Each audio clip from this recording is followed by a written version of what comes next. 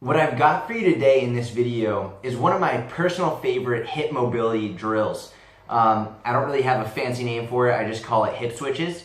And essentially what it's going to do is it's going to work on your hip internal rotation, your hip external rotation. It's going to work on stretching your glutes and your hip flexors. It's really a huge bang for your buck hip mobility drill that I've yet to see very many people use. And I first started using this when I was a high school wrestler, and I've carried it with me all the way through into my professional career. And it's phenomenal drill, and there are many progressions you can take with it. But the starting position is with one leg out in front like this and one leg behind like this. So the back leg is just going to be sitting behind you here.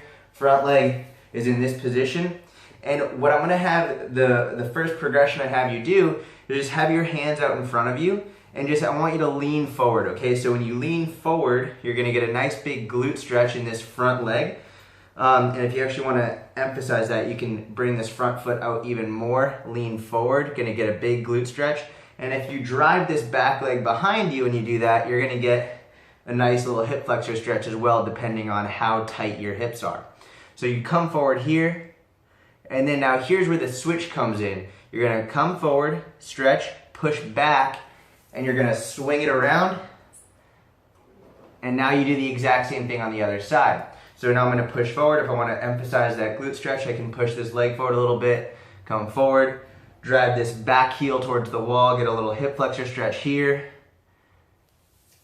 and switch.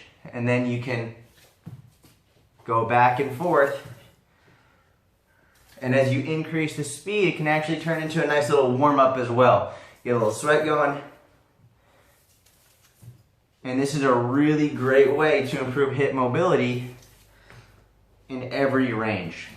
Now, the next progression I would say to get a little bit more core involvement is you can then take your hands off the ground and do it like this. Now, that is a much more advanced progression, and you'd actually have to have very good hip mobility to be able to make that happen, but that's something to work towards. So start with your hands on the ground, going back and forth, getting nice stretch in your glutes, and trying to keep your feet as close to the ground as you can. Try not to let them come too high up like that.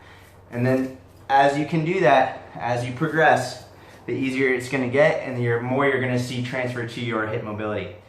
So I usually like to do that for anywhere between, sometimes I'll do it for repetitions, so I'll do like 2 to 3 sets of like 6 to 8 repetitions a side, or other times I'll go for time. So I'll see like, okay, I'm going to see how many I can do with good form in a minute, 2 minutes, 3 minutes, and progress in that fashion. So give it a shot and let me know what you think.